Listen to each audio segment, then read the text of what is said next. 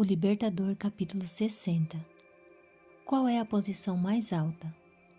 Aproximava-se a Páscoa e outra vez Jesus se dirigiu a Jerusalém. Em seu coração havia a paz da perfeita unidade com a vontade do Pai. Com passos decididos, ele seguiu rumo ao lugar do sacrifício. Contudo, um senso de mistério, dúvida e medo pairava sobre os discípulos. O Salvador ia à frente. Os discípulos estavam admirados, enquanto os que o seguiam estavam com medo. Marcos 10, verso 32. Novamente, Cristo falou aos 12 sobre sua traição e sofrimento. Estamos subindo para Jerusalém, e tudo o que está escrito pelos profetas acerca do Filho do Homem se cumprirá. Ele será entregue aos gentios que zombarão dele, o insultarão, cuspirão nele, o açoitarão e o matarão. No terceiro dia, ele ressuscitará. Os discípulos não entenderam nada dessas coisas. O significado dessas palavras lhes estava oculto e eles não sabiam do que ele estava falando. Lucas 18, dos versos 31 a 34. Não estiveram eles proclamando por todas as partes: o reino dos céus está próximo? Não tinha o próprio Cristo dado aos 12 a promessa especial da posição da mais alta honra em seu reino? E não tinham os profetas predito a glória do reino do Messias? À luz desses pensamentos, suas palavras sobre traição, perseguição e morte pareciam vagas e sombrias. Apesar de todas as dificuldades, eles acreditavam que Cristo iria em breve estabelecer o seu trono. João e seu irmão Tiago faziam parte do primeiro grupo que havia deixado o lar e os amigos para estar com Jesus. O coração deles parecia ligado ao de Cristo. No ardor de seu afeto, tiveram o desejo de estar perto dele em seu reino. Sempre que podia, João se colocava perto do Salvador. Tiago queria muito também ser honrado com uma ligação tão próxima com ele.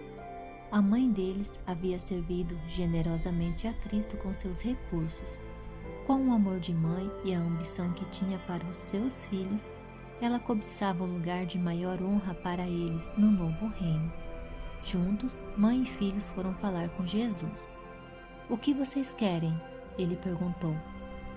"Declara que, no teu reino, estes meus 2 filhos se assentarão, um à tua direita e o outro à tua esquerda."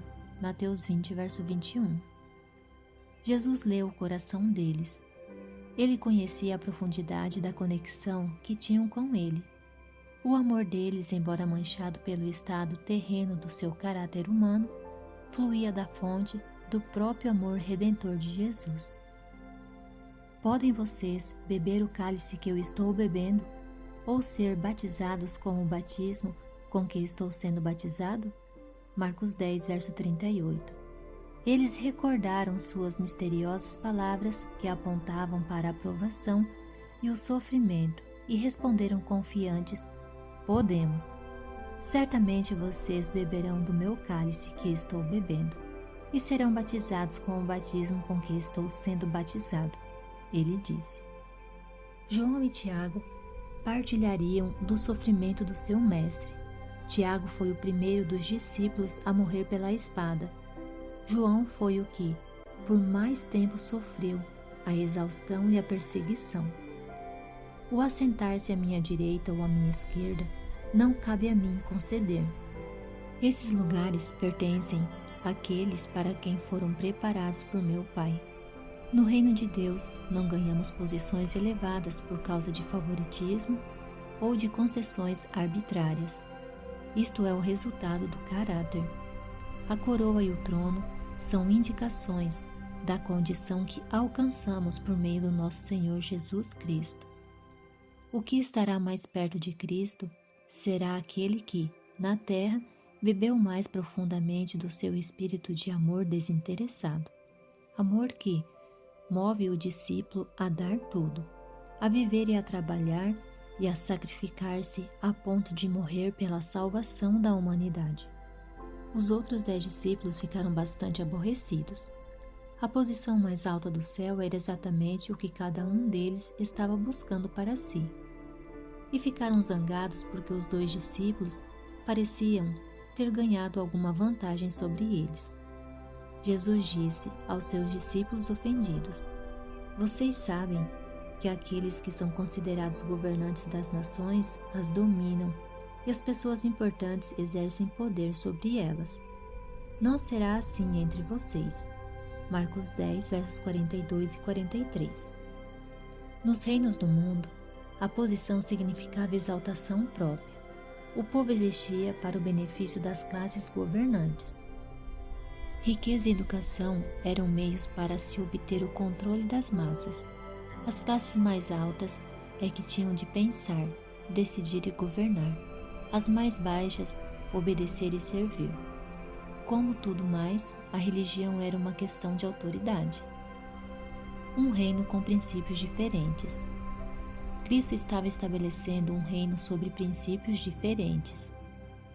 Ele chamava as pessoas não para serem autoridades, mas para servir.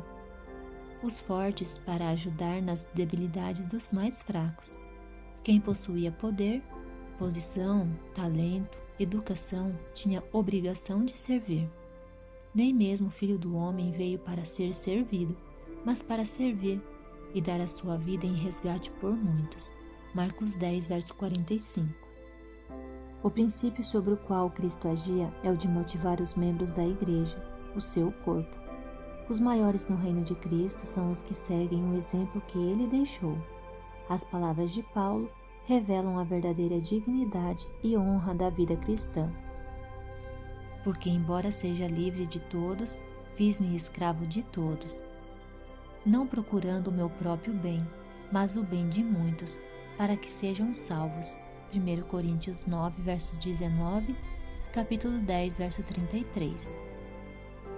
Em questões de consciência, ninguém deve controlar a mente do outro ou impor seu dever. Deus dá a todos a liberdade de pensar e seguir suas próprias convicções. Em questões em que há envolvimento de princípios, cada um deve estar plenamente convicto em sua própria mente. Romanos 14, verso 5. Os anjos do céu não vêm à terra para governar e exigir honra, mas para cooperar com homens e mulheres em erguer a humanidade.